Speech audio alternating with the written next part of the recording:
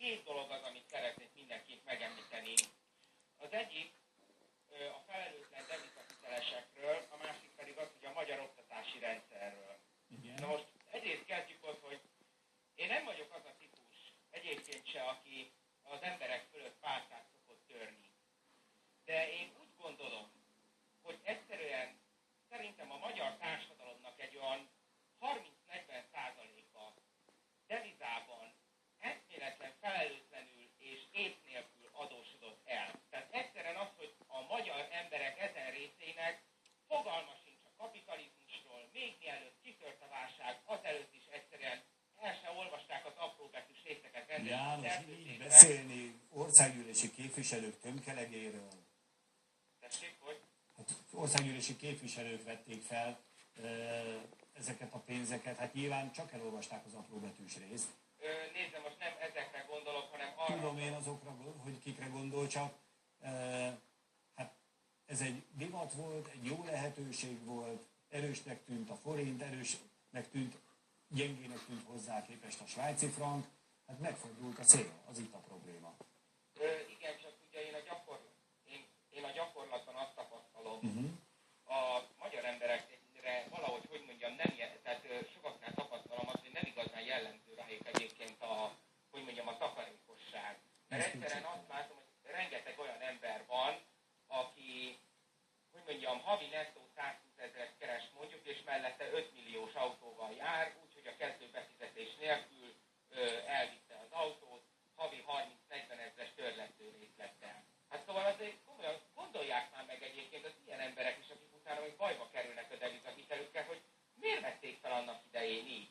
Hát most ne előbb komolyan, miért csinálja azt valaki, hogy ilyen felelőtlenül adósságba veri magát? Hát egyrészt nyilván azért, mert alapvető pénzügyi ismereteknek nincsenek birtokában.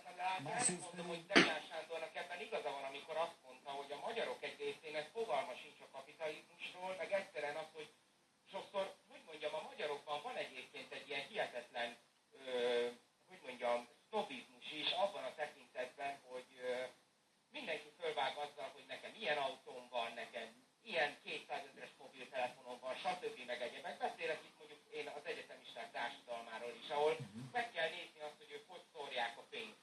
Úgyhogy közben meg egyébként a család az küzd egyébként a devizatpokollal, meg a devizahitelével, a tettől függetlenül meg nem nézik azt egyébként, hogy mi mennyibe kerül ott egyébként a szórakozó helyen mondjuk, vagy akármelyik, nem tudom melyik boltba. Szóval azt kell mondanom egyébként, hogy rengeteg olyan magyar ember van, aki egyszerűen nem ismeri a takarékosságot, az előrelátást, stb.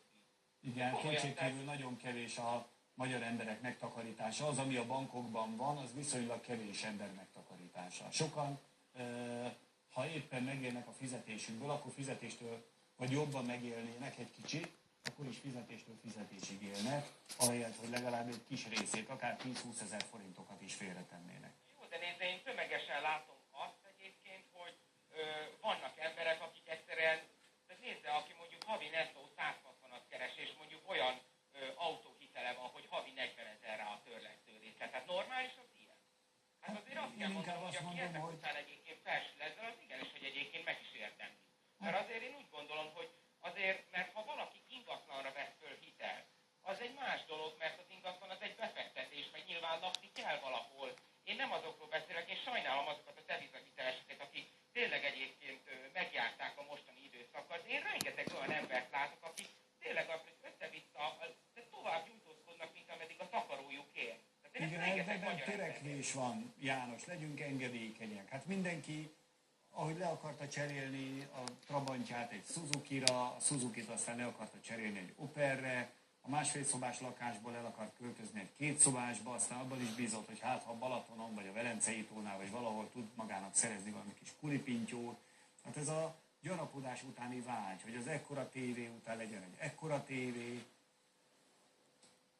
Ilyesmiről lehet szó. Ember, hogy nagyon sok olyan ember van egyébként, aki tovább nyújtózkodik ennél. Ez igaz, ebben egyetértettünk. Jó, János, nem tudjuk tovább folytatni a beszélgetést, de nagyon szeretném, hogyha holnap után visszahívna engem, mert akkor megint én vezetem a fórumot, és erre kérem Erzsikét is, aki már nem került adásba, és akkor